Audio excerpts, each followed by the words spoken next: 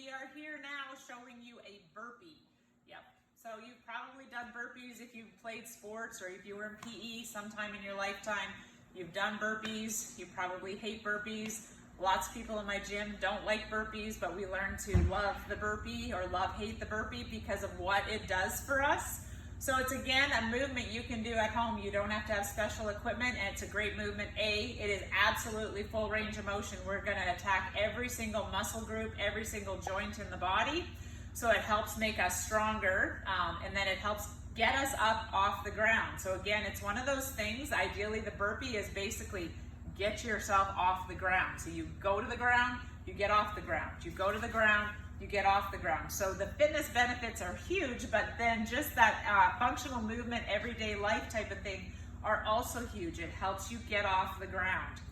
And you can then use this movement to help get that heart rate up. So again, if you're looking to sort of amp up your workout a little bit and you're like, the walk is just not enough, but I don't like running and I don't like biking, put some burpees into what you're trying to do, and I guarantee you your heart rate will go up. So we have cardio, we have lots of muscle strength that's going to be had, full functional movement, so lots of joints and muscles and ligaments and tendons that are all going to be working together. People hate the burpee, and yet if you ask anybody in my gym, we do it at least twice a week because of what it does for our bodies. It's just amazing. So Abby is going to show you what an actual burpee looks like with no modification. So if you can do a perfect burpee, this is what it looks like. Pay attention to her feet. Her feet are going to stay a little wide, so her feet are going to be like outside her shoulders or shoulder width. We don't want our feet right underneath us. As she comes up, her feet are going to be wide as well. The reason we keep them wide is it helps us get our feet up and under us and keeps our feet flat to the ground. We don't want to be landing on our toes, or again, we get into those knees and then you're going to tell me, oh, my burpees hurt or my knees hurt when I do burpees. They don't. You just have to make sure you do them right. So we need our feet to be nice and flat, and then it decreases the distance. It helps us get our feet up and under us when our feet are a little bit wider. So if you're standing like this and you try to touch your toes, that's a long ways away. You touch your toes. If I go a little wider though, I can get my hands all the way down. So it brings me closer to the ground, and it allows me to get my feet up and under me. So she's gonna start like that. She's going to show you a burpee kind of in slow motion. So her hands are going to go to the ground. She's jumping her feet back. She's going to go all the way down. Then she's going to jump her feet up and under, and then she's going to come up. And now she's going to do that through like without me talking. So down and back and up and down and back and up. All right, so that's a perfect burpee. So then if you can do that, have at it. If you're like, oh my gosh, I feel like I'm a beached whale trying to get myself off the ground, which most of us feel like, we can break it down into little pieces so that it makes it a lot more efficient. First, if you can't get your feet up and under you nice and flat, because again, I don't want you landing on your toes because it's bad for your knees, then we're going to step it up. So she can put her hands down, she can jump back all the way to the ground. Now instead of jumping up, she's going to take a big step, and then come up. So what that does is it allows her to sort of reach and not have because if she doesn't have the strength to jump up, so it takes strength and core, lots of core to do a burpee, takes that core to pull your hip feet up and under you. So if you're having a really hard time getting your feet up and under you, the step up allows you to do that. Do it without me talking now. So she's just gonna go down, all the way to the ground, big step up, and up. Okay, so that helps you get up a little bit easier.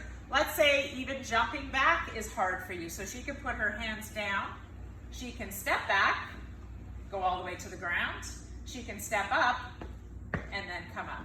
Okay, so those are 3 different movements you can do. And then if you're like, gosh, I've got something wrong with my elbow, or I just feel like I can't get to once I get to the ground, I'm stuck because I'm not very strong with push-ups yet, we don't even have to go to the ground. We can keep our arms straight. So she's going to come down, step back, step in, come up. Do that one more time. Arms stay straight, step back, step in, come up. So you're still getting down, getting up, and then as you get stronger, you're going to go all the way to the ground.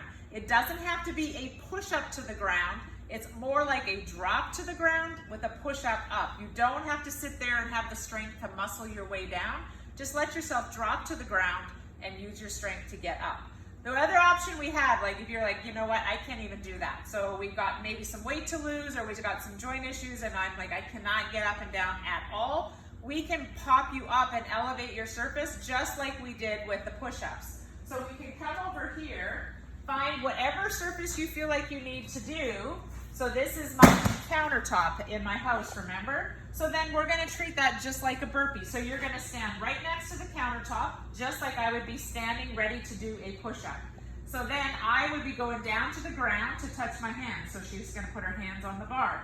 Then I'm gonna bring my feet back, so I'm gonna jump back. I'm gonna drop to the ground or to my countertop. I'm gonna push up, and then I'm gonna come back in, and then I'm gonna jump up.